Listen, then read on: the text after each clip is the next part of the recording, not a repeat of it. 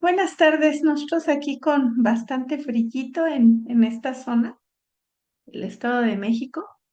Este, si ustedes recuerdan, les había comentado que la clase del lunes se cambiaba por la clase del día de hoy, porque pues bueno, hoy nosotros estamos con un evento aquí en ISEMI, tenemos otra vez inicio del curso de danza de León, que nos estamos preparando para el festejo del Año Nuevo Chino 2025.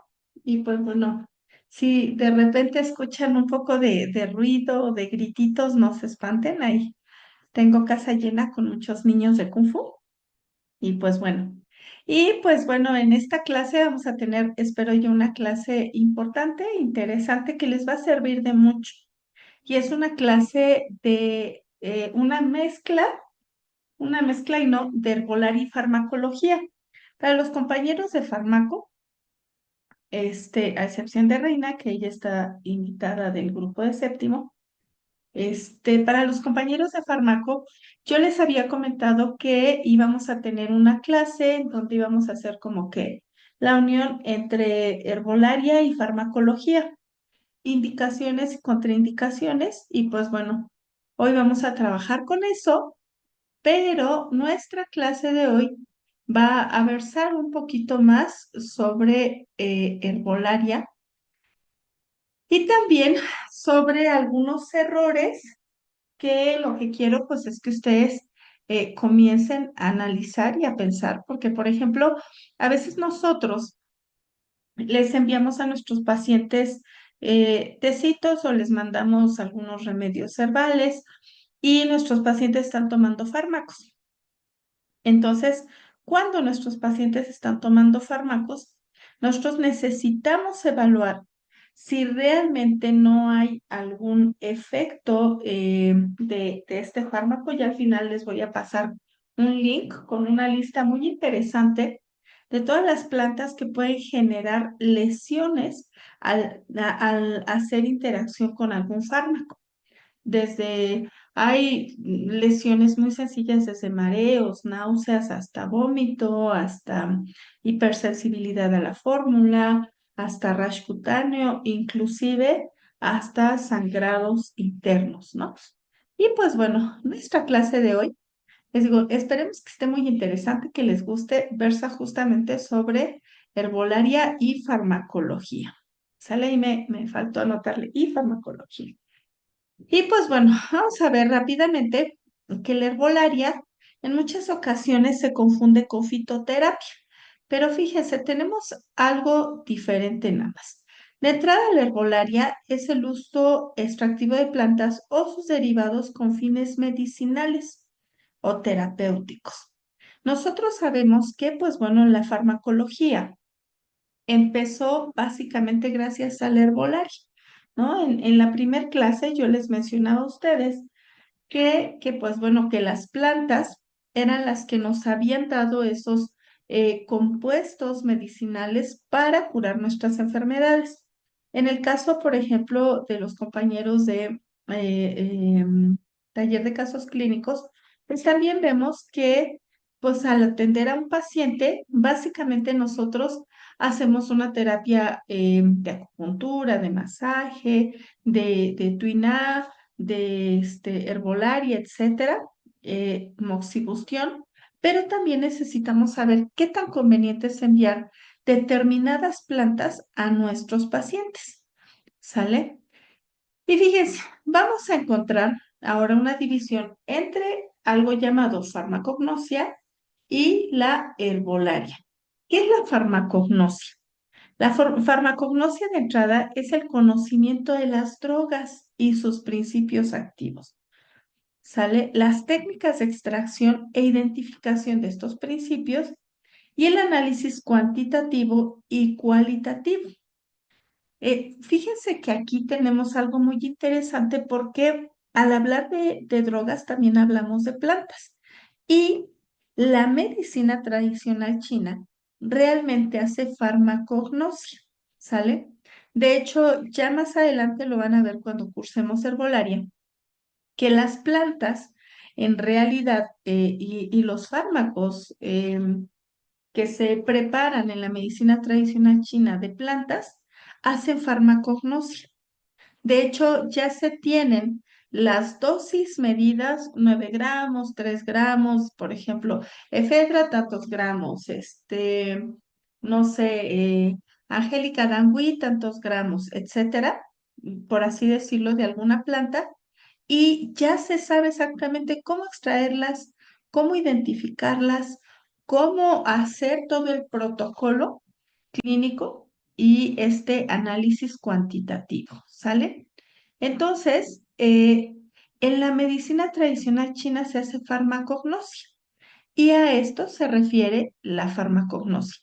En Occidente, pues ya se ha ampliado todavía un poco más, agregando los componentes químicos, ¿sale?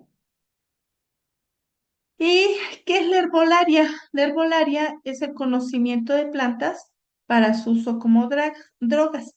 También es un uso milenario multicultural heredado y es una mezcla compleja de sustancias. Y ahora la medicina china conjuga la farmacognosia y la herbolaria. Y nosotros en México, de manera tradicional, pues utilizamos más y empleamos más la herbolaria.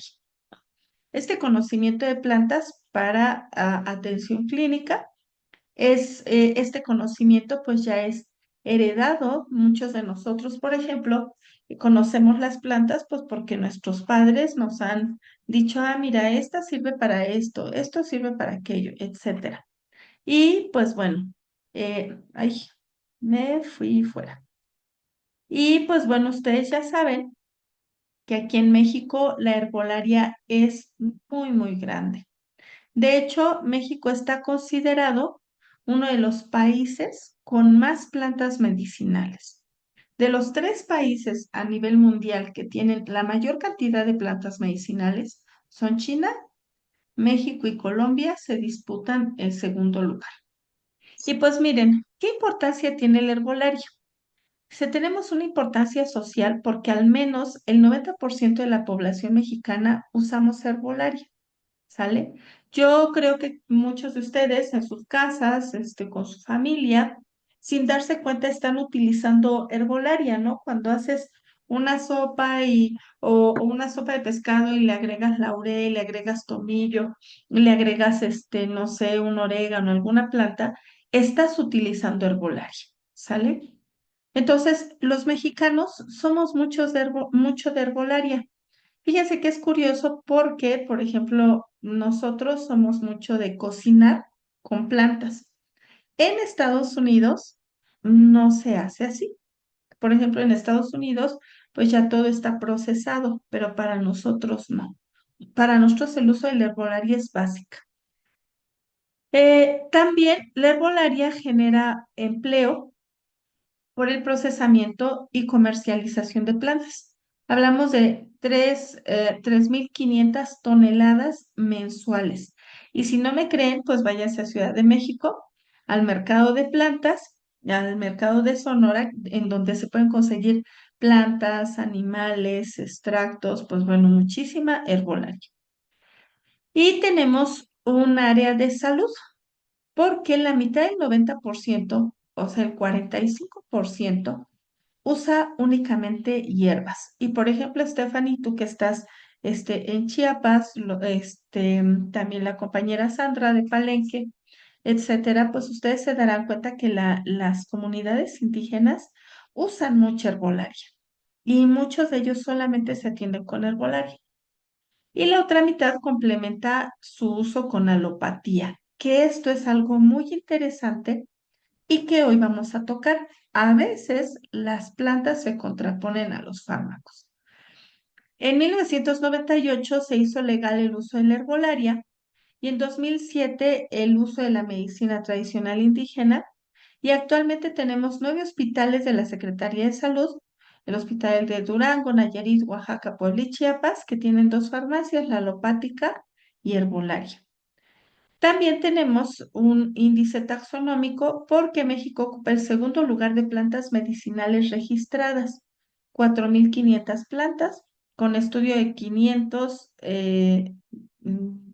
de 500 plantas. y un índice étnico en donde 10 millones de indígenas de 56 etnias diferentes practican la herbolaria y la transmiten. ¿Qué tan efectiva es la herbolaria mexicana? Es muy efectiva. Nuestras plantas pueden ser letales. Nosotros aquí cerca de la escuela de ISEMI, yo creo que camino unos 7 minutos, por ejemplo, y ya tenemos cicuta. Ahorita es el tiempo de la cicuta. Y pues si ustedes saben un poquito de historia y de filosofía, sabrán que Sócrates murió envenenado con cicuta. Y aquí tenemos esta planta medicinal, bueno, esta planta, venenosa. Y fíjense, mucha gente considera que son hierbas nada más ahí aventadas, pero pues no, tenemos mucha herbolaria en nuestro país. ¿Sale? Vamos a ver rápidamente qué pasa con las plantas. Y esto también nos va a ayudar a comprender eh, la variabilidad y muchas características de la farmacología. Resulta que nuestras plantas, cuando nosotros vemos una planta, pues vemos las hojas, las flores, el tallo y la raíz. La flor es la inflorescencia, estas son las hojas, estas son hojas que son de color diferente a las hojas que reciben los rayos del sol y que procesa todo esto de la fotosíntesis. Y tenemos el fruto, que en este caso esta parte en una flor es el fruto, y la infrutescencia. Miren que es curioso, es la fruta, por ejemplo, en este caso, o en el caso de una flor, oh, merde. En el caso de una flor, esta es la infrutescencia, ¿sale? Ahora, tenemos que nuestras florecitas tienen un rizoma, un tubérculo o un bulbo, que es la raíz, fíjense la forma del rizoma, la forma del tubérculo y la forma de un bulbo. La cebolla, por ejemplo, es un bulbo. El jengibre es una rizoma. ¿Y qué serían los cacahuates? Son tubérculos. Entonces, cada uno de ellos tiene una propiedad medicinal. Ahora, algo muy importante. A ver, espérenme, déjenme ver. Algo muy importante. Las plantas tienen diferentes peculiaridades, ¿sale? ¿A qué me refiero con esto? Tenemos que hay flores medicinales, pero solamente es la flor. Lo demás puede ser inclusive tóxico, como por ejemplo en el caso del sauco, que es una planta empleada para problemas pulmonares. También nosotros aquí nada más cruzo la carretera y a 2 minutos encontramos mucho sauco. Ahí, por ejemplo, solamente la flor es medicinal, pero si yo trato de consumir las hojas o el tallo, ese es tóxico. Y hay plantas cuya flor no es medicinal, solamente las hojas y el tallo. Y hay plantas que no son medicinales y solamente la raíz es medicinal. ¿Sale? También aquí hay algo muy interesante, compañeros. Las plantas son cultivadas en un periodo especial, pero también deben de ser recolectadas en un tiempo especial. Entonces, ojo, para que no lo olviden, en el tiempo de luna llena se deben de cultivar flores, se deben de recolectar flores y hojas superiores. En el tiempo de luna nueva se recolectan las raíces y tubérculos, los bulbos. Luna nueva abajo, luna llena arriba. En luna creciente y en luna menguante ya se recoge esta parte, porque es cuando la propiedad medicinal de la planta se encuentra la savia, lo más precioso, por así decirlo, de la planta, lo medicinal, va a ir fluyendo en función a la influencia electromagnética de la luna. Entonces, por eso, luna nueva, luna creciente, luna llena, luna menguante y luna nueva. Y pues bueno, de aquí les quiero comentar lo siguiente. Vamos a ir avanzando. A ver, inflorescencia, ta.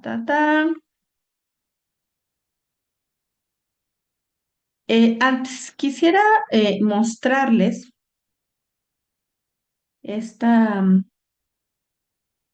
ah, esta imagencita que tiene mucho que ver con con lo que les estoy mencionando, ¿no? Les digo, a veces nosotros pensamos que en cualquier periodo del año podemos ¿no? recolectar las plantas y no es cierto. Si tú quieres encontrar plantas de buena calidad, a ver, permítame, listo. Si tú quieres recoger plantas medicinales de buena calidad, debes de seguir este ciclo lunar. Ahí está. Entonces, acuérdense, en luna menguante, el flujo de la savia desciende y se va a concentrar en la raíz. Ujú. En luna creciente, el flujo de la savia comienza a ascender y se empieza a concentrar en tallos y las ramas.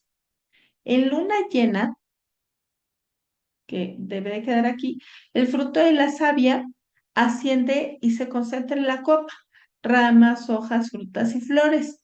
Y en la luna menguante, otra vez el flujo de la savia desciende y se va a concentrar en tallos y ramas. ¿Sale? Entonces, eso no lo deben de olvidar. Ahora, como parte del metabolismo de las plantas producen algo que se llaman metabolitos secundarios.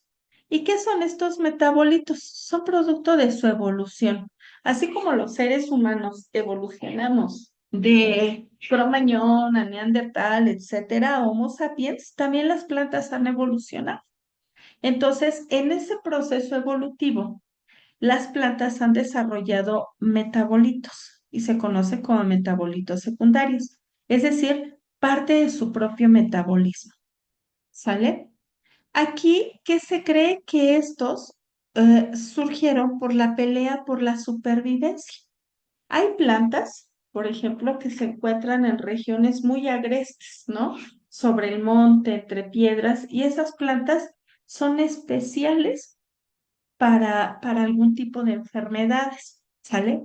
Hay plantas que crecen en regiones muy áridas, pero desarrollan características específicas para poder sobrevivir en ese espacio y entonces van a curar patologías relacionadas con ese entorno.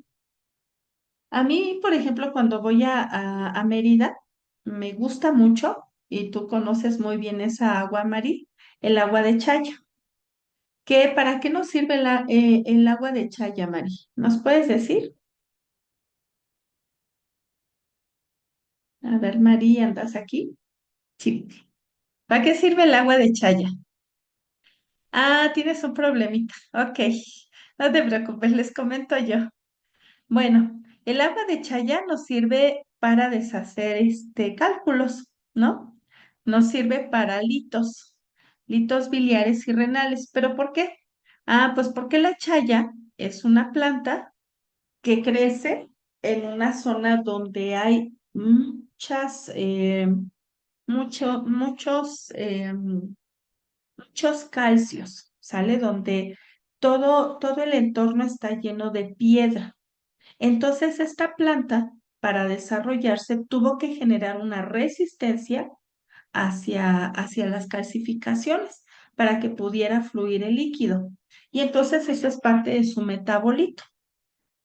Fíjense, no solo dan ventajas, sino que son susceptibles de ser aprovechados por el ser humano. Y estos metabolitos o estas características de las plantas son utilizados por la industria farmacéutica. Por eso no nos podemos ir de fármacos sin haber hablado de plantas, por la industria cosmética y por la industria agrícola. Hoy día, por ejemplo, está súper comprobadísimo que el romero es una planta que la industria cosmética utiliza muchísimo y se utiliza para desinflamar ojos, se utiliza para que crezca el cabello, se utiliza para reducir envejecimiento, etcétera. Solo el agua de romero. ¿Y por qué? Pues porque el romero tiene esa cualidad de crecimiento y de desarrollo que ha aprovechado la industria cosmética. ¿Sale?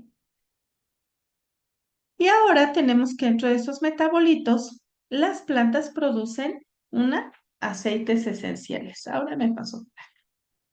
Estos aceites esenciales que nosotros a veces utilizamos en los masajes, que nos ayudan a relajar a los pacientes, a reducir dolor, a bajar inflamación, etcétera, son compuestos volátiles. Por eso los aceites no pueden ser extraídos en un té. Tú puedes decirle a tu paciente, pues hazte un tecito y déjalo que hierva, hierva, hierva, y después te tomas lo que quede hasta la mitad. ¿Y qué crees? Que ahí esa planta ya perdió su propiedad medicinal, porque en el hervor los aceites esenciales se fueron. Fíjense, dice, son atrayentes o repelentes de insectos, tienen actividad antimicrobiana y actúan sobre procesos de percepción del dolor. Por ejemplo, el romero es antiinflamatorio también y pertenecen a los terpenos o fenilpropenos. Y miren, aquí tenemos, por ejemplo, unas plantitas con aceites esenciales. Tenemos también los terpenos y taninos. Y estos son aromáticos, son compuestos aromáticos. Dice, son originados por vía del ácido shiquímico y poseen una diversidad de compuestos menores. Y miren, por ejemplo, plantas ricas en terpenos o taninos, las uvas, pero también todo lo que es aromático va a contener terpenos. Por eso cuando tú agarras una manzana y la hueles y dices, ay, qué rico huele esta manzana, estás oliendo sus terpenos, ¿sale? Pero cuando tú pelas un limón y te brinca el aceitito de limón a los ojos, estás tú trabajando con aceites esenciales. Tenemos flavonoides que tienen características antiinflamatorias y antioxidantes, y también ahí tenemos muchos pigmentos. Dice que están en la epidermis de las plantas, ¿sale? Y bueno, ya esta es una característica biosintética. Todo lo que tú veas rojo, amarillo, de color muy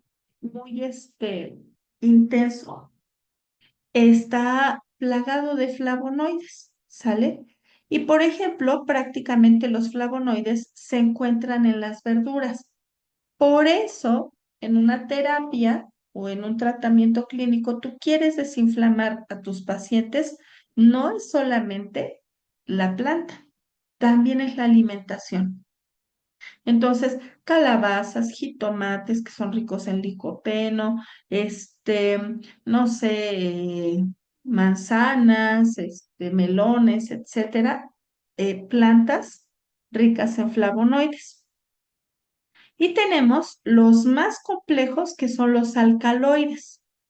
Alrededor de 12,000 alcaloides que se conocen actualmente contienen uno o más átomos de nitrógeno. Miren qué interesante.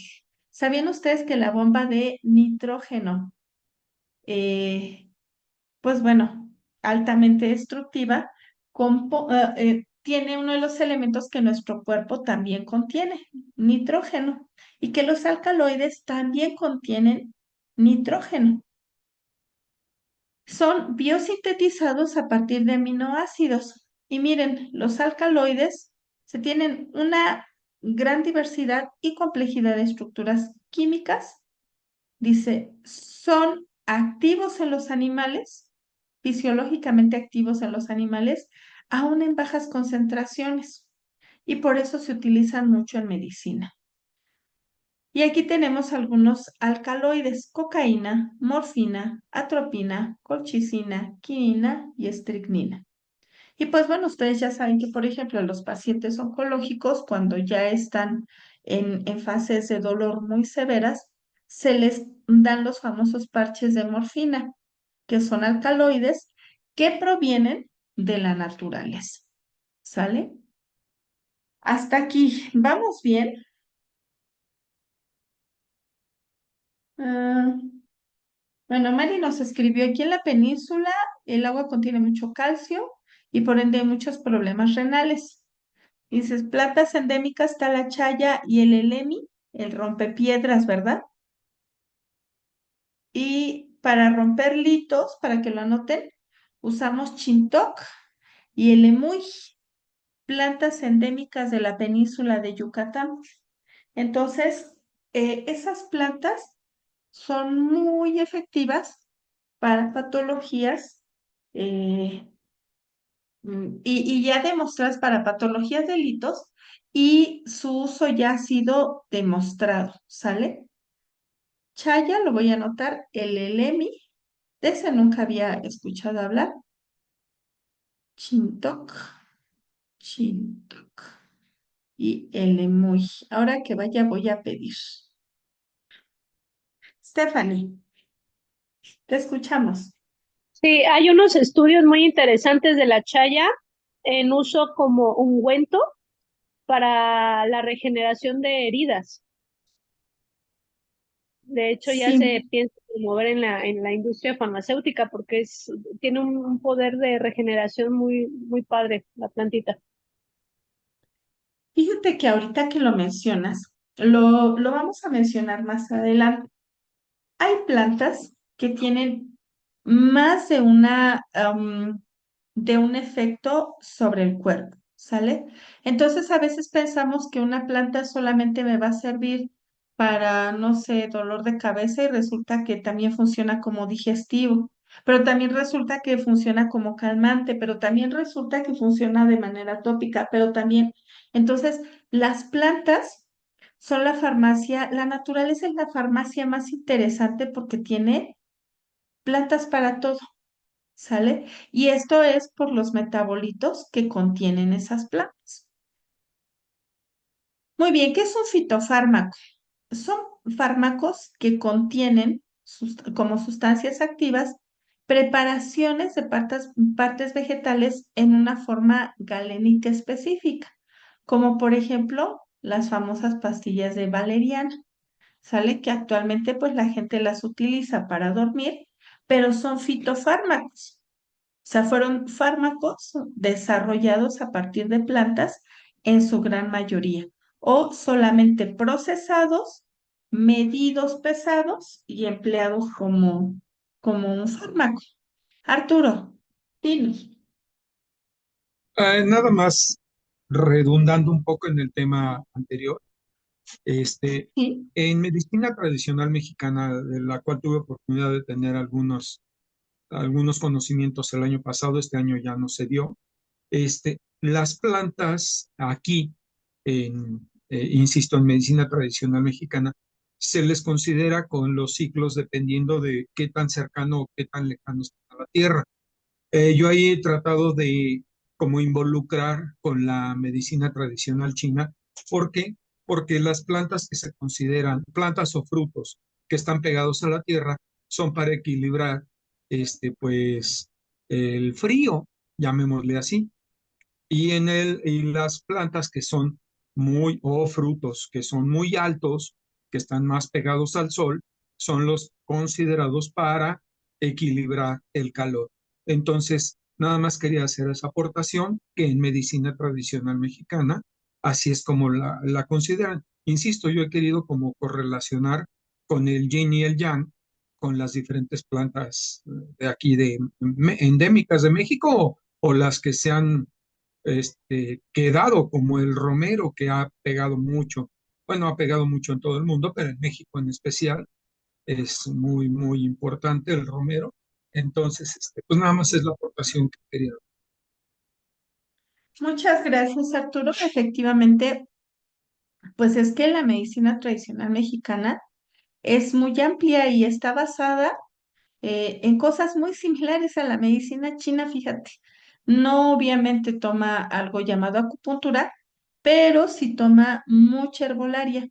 Y de hecho, la medicina tradicional china hace uso de muchísimas plantas. La acupuntura es una herramienta, es un auxiliar, no lo es todo.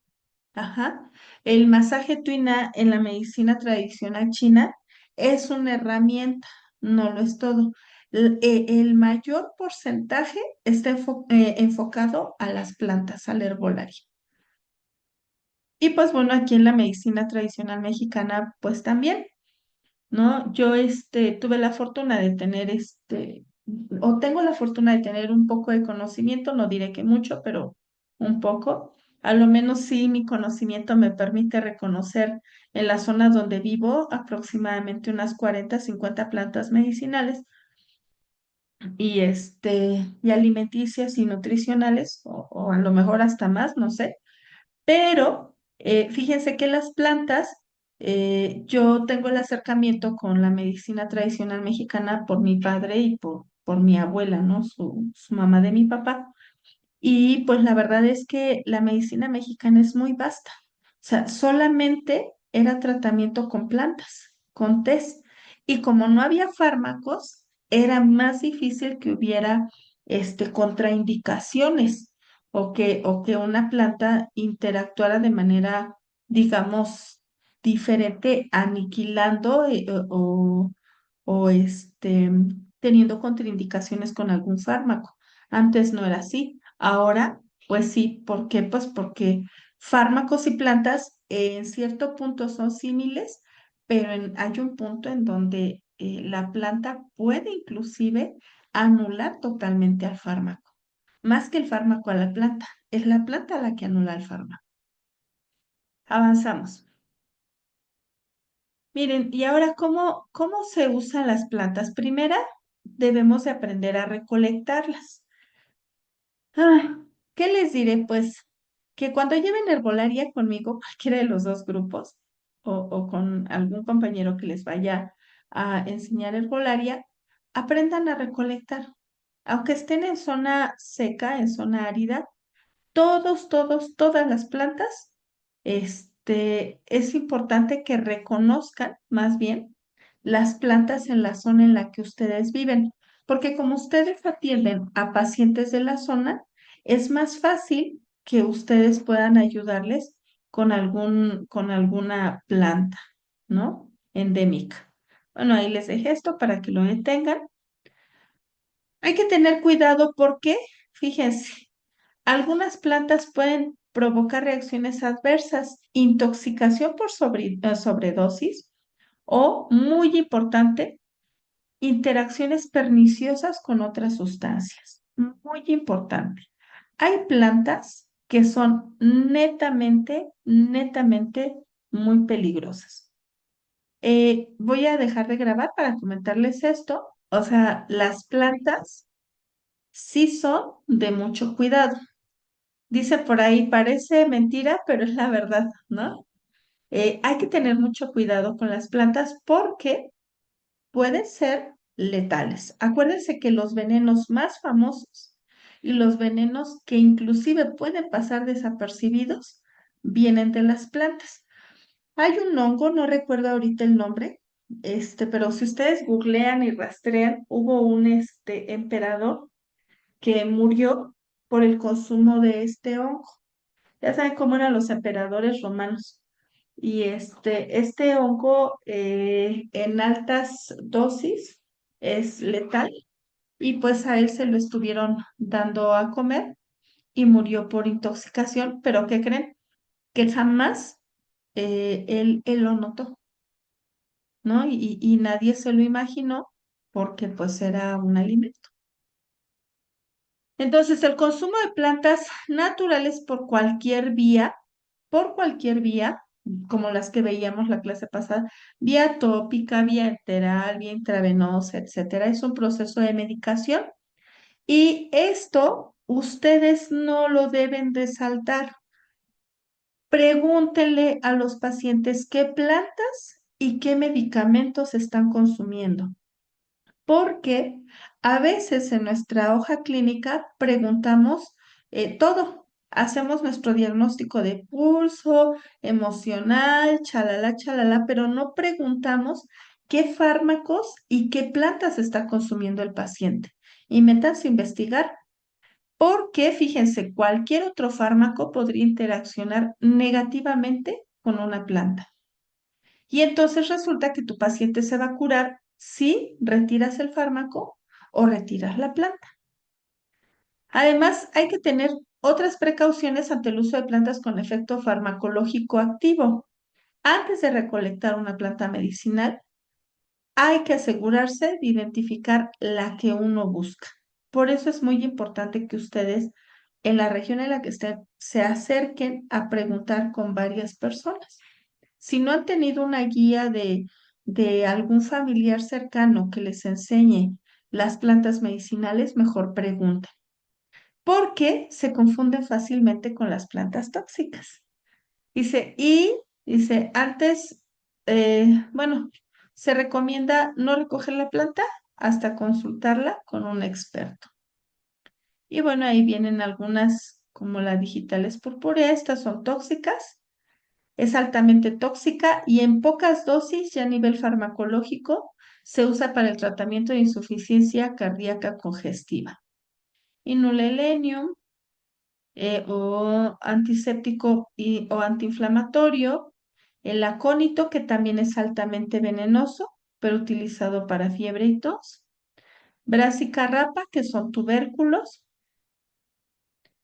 algunos ejemplares también de plantas, el cazaguate, y es una planta insecticida y contra el veneno de alacrán. Esta se da mucho en Morelos y en donde hay alacranes.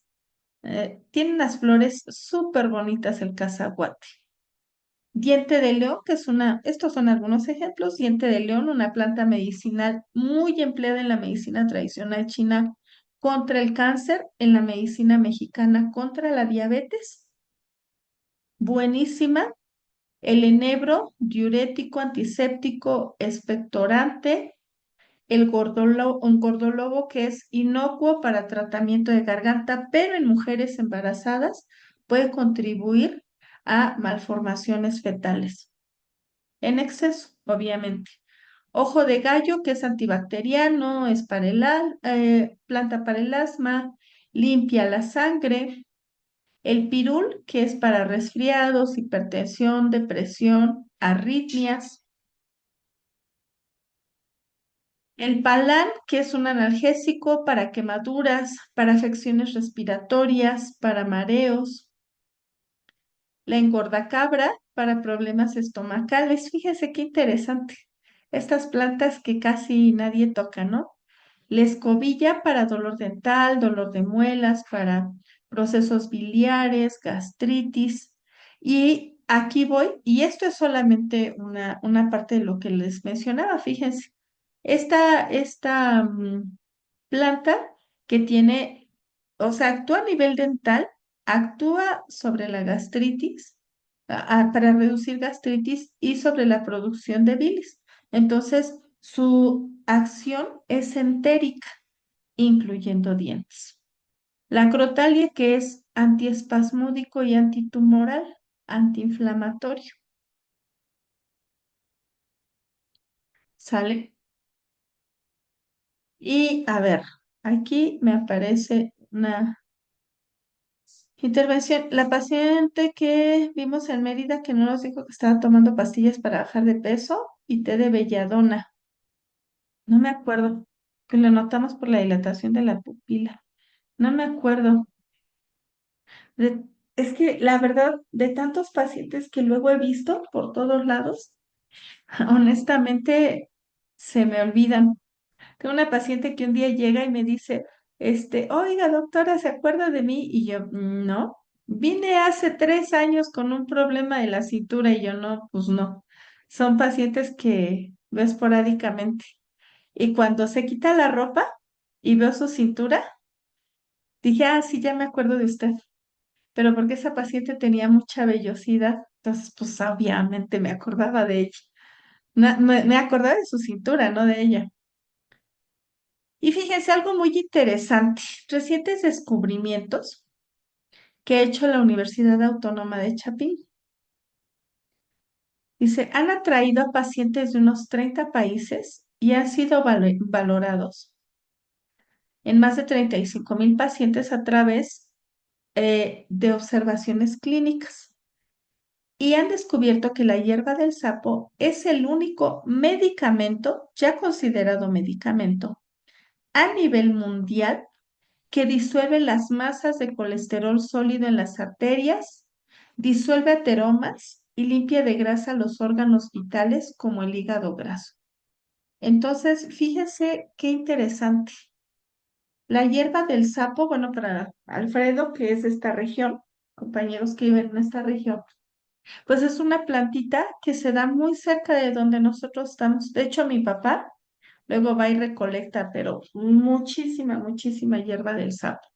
Y luego él se toma sus tecitos. Pero fíjense, es el único medicamento a nivel mundial y es orgullosamente mexicana. Ojo de gallina, Galfimia glauca, única planta medicinal sedante, calmante nerviosa a través de relajación del sistema nervioso central y no produce sueño como las demás plantas para los nervios. Elimina el insomnio, mejora la calidad del sueño y así, y también el mal de Parkinson, con una mejoría del 30 al 90%. Se ha valorado en más de 1,500 pacientes, con mejoría en promedio entre el 90 y 92% de los pacientes a través de observaciones clínicas. Igual en Chapingo se estudiaron 300 plantas que recetan 13,000 curanderos en el país y se encontró la guásima de la región huasteca, es su nombre en latín, Guasuma omniflora. Experimentalmente normalizó los niveles de glucosa en ratas sin páncreas, quienes sobrevivieron durante todo el experimento con niveles normales de glucosa hasta el final del experimento. Si ustedes se acuerdan, ¿qué les decía yo cuando hacíamos la disección del conejo? O sea, se utilizan animales que van a ayudar a salvar la vida de humanos. En este caso, pues estos estudios se han hecho en ratas sin páncreas, extirpado quirúrgicamente. El guarumbo, que esta plantita yo la conocí por unos maestros, por uno de mis maestros de Veracruz. Cecrofia o obtusifolia para los mayas. Eh, Otro tipo de ratas también sin páncreas se mantienen vivas, pero sus niveles de glucosa no se normalizan y se mantienen elevados un 20% arriba de lo normal. ¿Qué quiere decir? Que la guasima es más efectiva que el guarumbo y el guarumbo es una de las plantas más empleadas para disminuir niveles de glucosa. Y para el cáncer se ha estudiado la Petiveria aliacea con buenos resultados en varios tipos de tumores cancerosos, aunque no es posible afirmar que esta planta cure el cáncer, pero sí es un buen complemento en los tratamientos de esta enfermedad. Bueno, ahí les dejo algunas plantitas más. Por lo mientras, pueden consumir hierba del sapo. Y para concluir, porque es una clase un poquito rápida, algunas contraindicaciones. Fíjense, mucha gente no posee los conocimientos suficientes para un consumo responsable de hierbas y mucho menos de la combinación de las mismas con los fármacos. Por ello, hay que considerar el análisis cuidadoso de la interacción entre ambos, fármacos y herbolaria. Yo les voy a dejar como inquietud que ustedes pregunten siempre qué fármacos está consumiendo tu paciente. Ya estoy listita. Metformina, glibenclamida. Pero aparte el paciente se está tomando el tecito de cepa la tostada, que el tecito de tenme aquí, el tecito milagroso, el tecito de calcetín, y que ustedes empiecen a investigar cuáles son los efectos de esa planta sobre el fármaco. porque puede ser que el paciente empeore y que tú te quedes así como asombrado de que por qué el paciente no mejora o por qué el paciente se ha deteriorado, y ahí vamos a encontrar un montón de contraindicaciones o de efectos adversos del medicamento y las plantas. Dime, Sandra.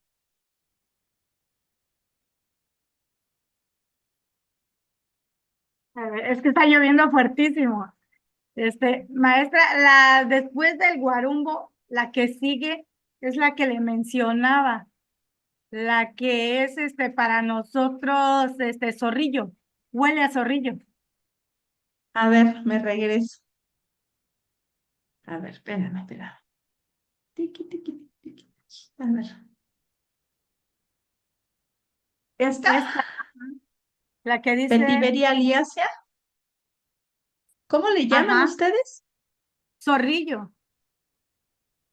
Sí, para nosotros esa es zorrillo y huele mucho a zorrillo. Y es la que le decía que, pues, que utilizada en té podría, supuestamente, para eliminar los tumores en los pulmones. Ujú.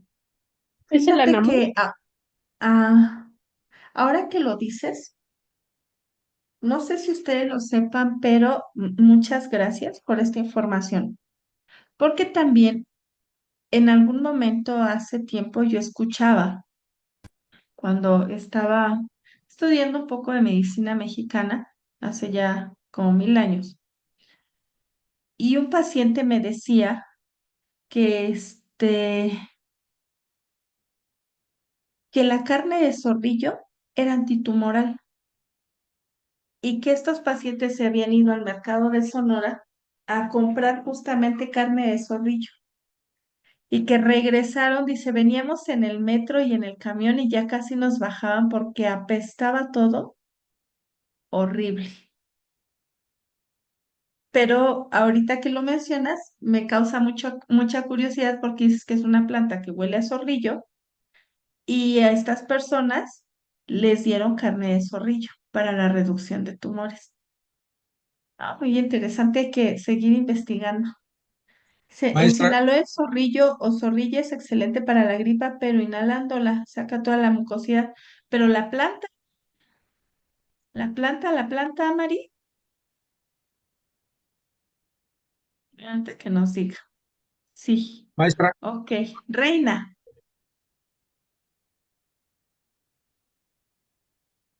Hola maestra, bonita tarde. Sí, también he sabido de carne del zorrillo que es para el cáncer y para los tumores y para los quistes, pero efectivamente en mi tierra buscan al zorrillo porque es carne del zorrillo y también el sopilote les ha quitado supuestamente a personas con cáncer el cáncer, El sopilote. el sopilote. Ah, mira Ah, qué el sopilote interesante. ya lo había escuchado. Sí, es ¿Eh? cierto. Sí, es cierto, el sopilote ya lo había escuchado, que creo que es los huesos del sopilote, que se usa mucho para tratamiento del cáncer en ciertas regiones. Bueno. Ujú. Nosotros en mi tierra es recomendada la carne como si fuera cocido como caldo de pollo, comérselo y tomarse su caldito y todo. Que no apesta, que no nada, pero cuando están matando al sopilote sí está muy intenso su aroma. Huele fuerte.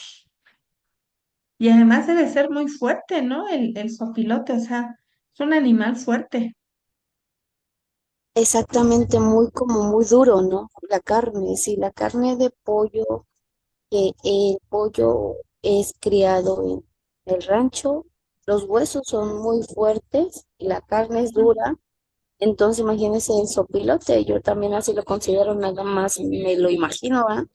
Pero sí dicen que es muy oloriento a la hora de matar. Y también ve que las, ¿cómo se llama? La carne de la víbora de cascabel igual sirve para el Ah, cáncer, sí. muchas personas igual se han curado con cápsulas o en su defecto tenía Sí. un primo cáncer que él siempre nos llevaba víboras de cascabel ya disecadas y en una ocasión me dijo, tendrá ya le dice, me costó bien cara y está bien chiquita, dice, pero ¿sabes qué? La vas a rallar, ya está seca, la vas a rallar y nos la comemos así en la sal. Y mi mamá no sabía que era ese polvo y lo tiró, pero Ujú. prácticamente él sabía de muchas personas porque era muy, muy estudioso ese primo y dice, a mí me contaron, o sea, de personas que sí han tenido cáncer y yo por eso la consumo y te traje. Dije, ah, ok, gracias, pero sí, he sabido igual de muchas personas que se han curado o sea, con la víbora de cascabel. También, maestra, ahorita recuerdo que el compañerito, no me acuerdo qué dijo sobre las plantas que están en la tierra y que están otras más hacia el sol. Yo ahí cuando luego me toca ahí en el rancho estar, platico con todas las personas y terminamos, ya sabe, en las pláticas de herbolaria y las clases, yo hasta De siento tan brujería. interesante.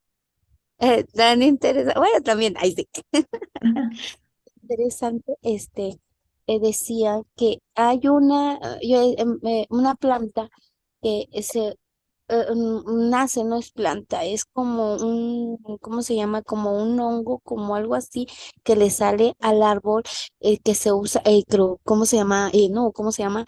Que se usa cuando pone uno al niñito Dios, al niñito Jesús, lo pone uno y ve que es esa, como si fuera espagueti delgadito, color así Ah, verde. ya, sí, sí, Ajá, no sé ese cómo se sirve, llama, pero, no me ajá, acuerdo, que El ajá. heno, cuelga. El ¿No? heno, ¿no? ándale, Bueno, ajá. ajá, bueno, ese sirve para la tos, este, tos seca, tos seca. Y luego está el mismo que se usa igual para los, ¿cómo se llaman? Igual para el nacimiento, pero que es uno verde, verde, así como si se diera ¿cómo se llaman? En las piedras, no sé si ubiquen, o así como en tierras como húmedas. Ese sirve El para hongo. la tos con flema. O sea, dije, ¿en serio? O sea, ahí distinguen qué y qué te sirve y para qué tipo de. Dije, ay, qué interesante. Yo estaba hasta pensando hacer una tintura para tener ahí. Digo, porque a veces no sabes, ¿verdad? Y dices, esto es tan maravilloso, la herbolaria mexicana es muy maravillosa. Ahora imagínese la herbolaria pues mundial, ¿no? Porque prácticamente en diferentes países he sabido, en Argentina, X así, que usan pues diferentes hierbas, ¿verdad? A lo mejor son las mismas, pero con diferente nombre y son muy buenas. Es que las plantas son una maravilla. Gracias, Reina. A ver, Arturo y luego Sandra. En mi caso nada más es para abundar. Casualmente el día de ayer, buscando algunos elementos de medicina ayurvédica, este, me mandaron a la Merced, que yo no entendía por qué, porque lo que andaba buscando es un limpiador de nariz y un limpiador de lengua. Y me mandaron a la Merced, bueno, ahí al mercado de Sonora, llegué al mercado de Sonora y justamente una de las cosas que más me insistía la gente, porque fui a los lugares como más clandestinos, y me insistían mucho en carne de zorrillo y carne de, este, de víbora de cascabel. Yo no entendía para qué, o sea, yo obviamente voy pasando y me iban, dice y dice de eso. Hasta ahorita que ustedes están diciendo de que es anticancerígeno, porque era como de los lugares más clandestinos que incluso vi ahí que estaban vendiendo una lagartija viva y también una víbora, nada más que no alcancé a distinguir. Las pobres las tenían dentro de unas botellas de estas de refresco de plástico y ahí Ujú. estaban, pero vivas. Entonces, insisto, yo no sabía por qué me insistían tanto en en ese pasillo que fui pues preguntando sobre carne de víbora de cascabel y carne de zorrillo. Yo hasta pensé que era una planta que le decían zorrillo. Hasta ahorita que ustedes están hablando de todo esto es que yo me entero de este tipo de cosas. Y bueno, interesante. Ahora, alguna vez a mí una persona que también practicaba acupuntura me dijo que una planta muy potente anticancerígena se llama raíz de maravilla blanca. He preguntado muchas veces en diferentes lugares y jamás lo he encontrado. No sé si sepan algo de ella. No, pero lo investigamos. No, Bueno, hay plantas muy buenas. Déjame la investigo y la conseguimos. Y también hay una planta que les comparto, que siempre les he compartido a mis alumnos, que se llama bolsa de pastor. Esa planta es una maravilla para detener las hemorragias en las mujeres. Entonces, una mujer con metrorragia, tú le puedes mandar fármacos y todo y funciona.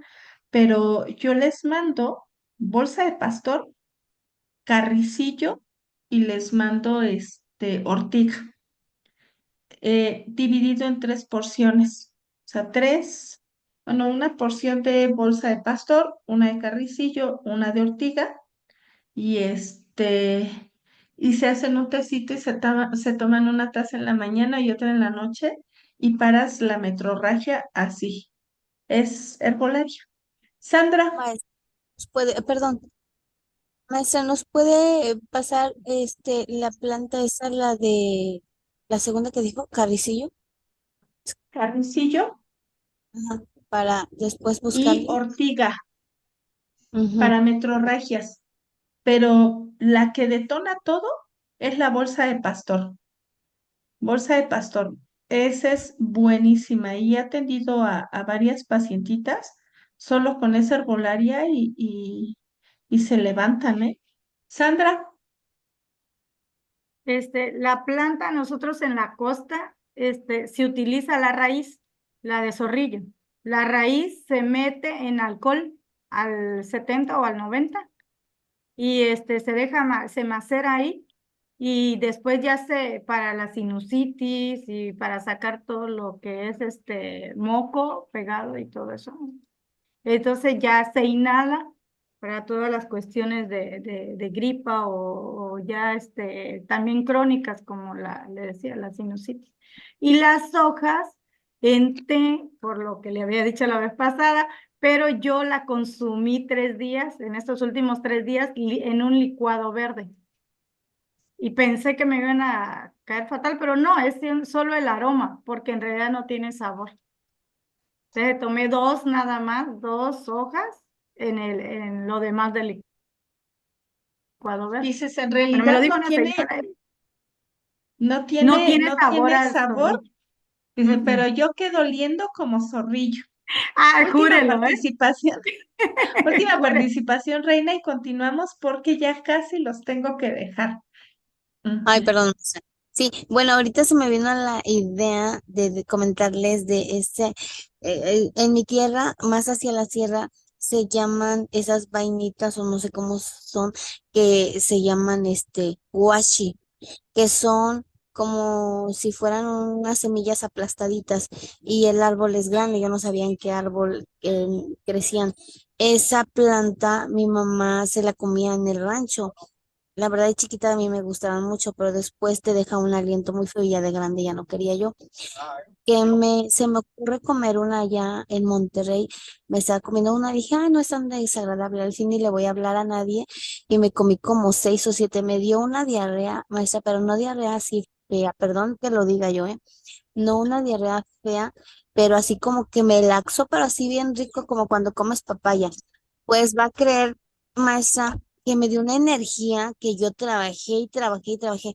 La chequé y precisamente es para quitar colesterol, para bajar de peso, para tu sistema digestivo, eh, ¿para qué más?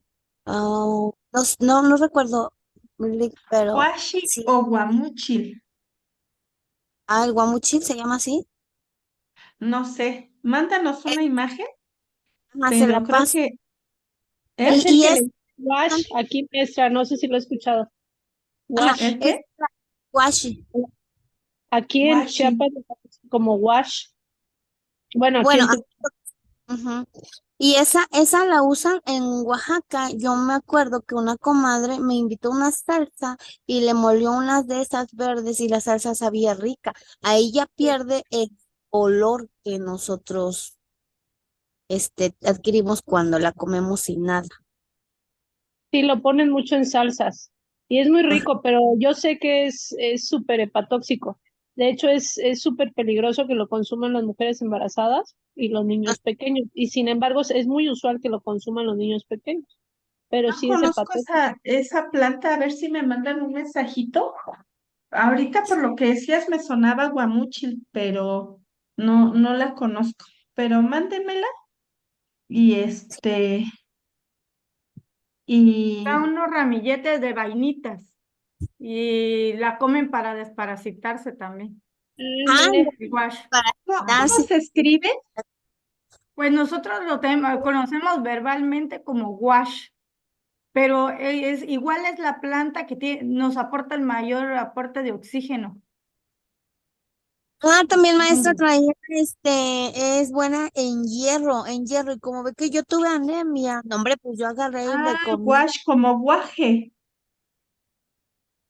pues no sé, ¿Qué maestra, es pero ahorita se la busco y se la mando. Ah, es guaje. Nosotros lo conocemos como guaje. Ah, bueno, ese. Y que tiene mucho hierro y no sé qué más. Y yo dije, ah, me lo voy a comer.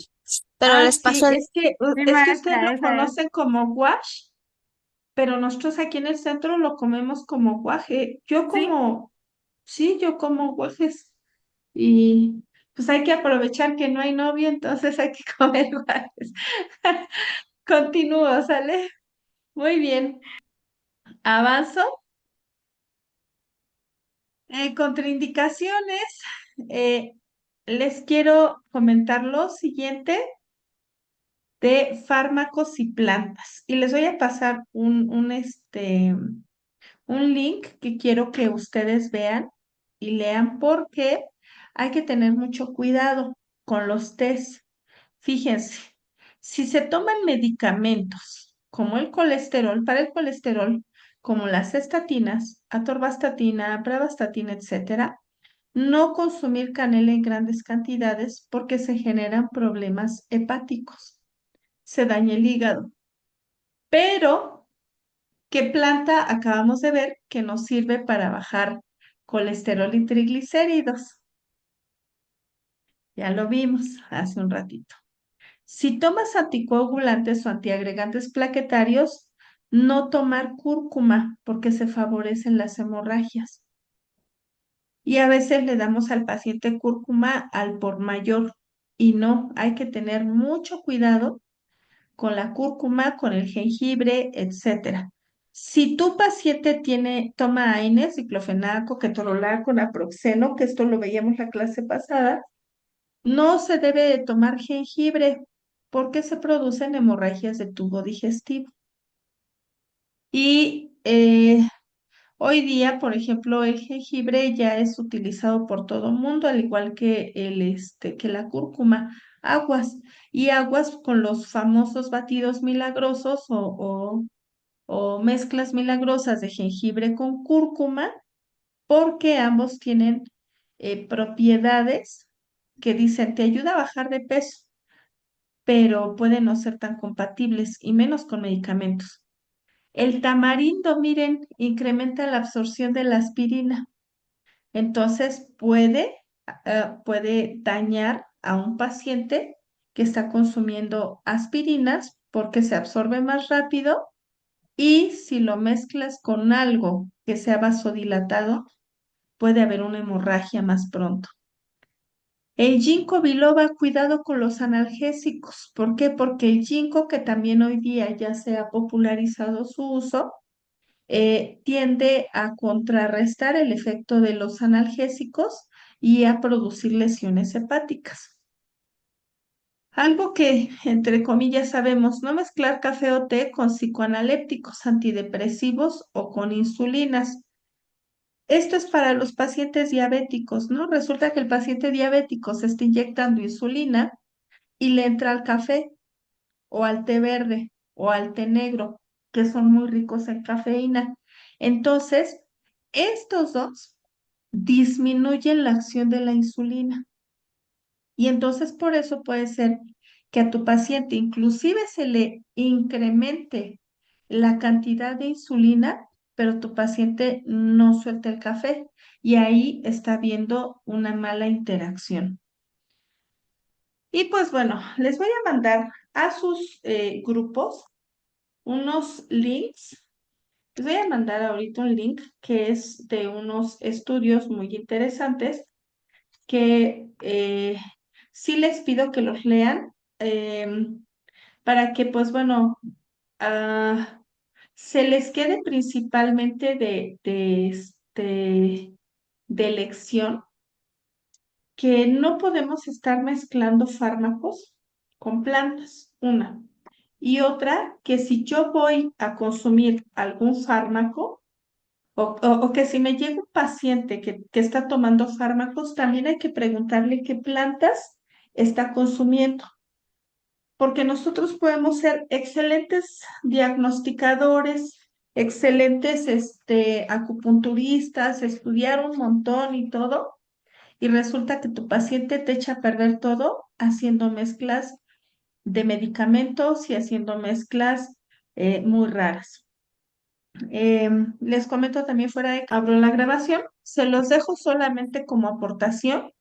Por favor, revisen todo, revisen qué fármacos está consumiendo su paciente, revisen qué herbolaria está consumiendo y a partir de ahí, pues empezar a hacer el análisis y viendo si hay indicaciones y contraindicaciones. Pues por mi parte es todo, les agradezco su atención.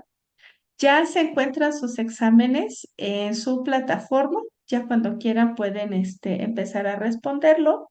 Me va a llegar a mí la notificación y a más tardar el día domingo, ustedes tienen su calificación. Les digo, he tenido un poquito mucho de trabajo, pero pues ya pronto voy a estarles evaluando.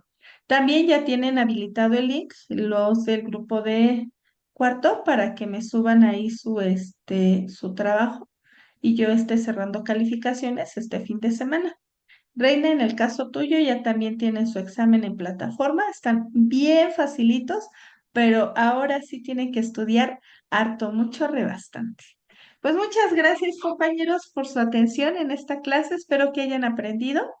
Espero que tengan una partecita de inquietud, que tengan un poco más de inquietud para que ustedes se pongan a investigar.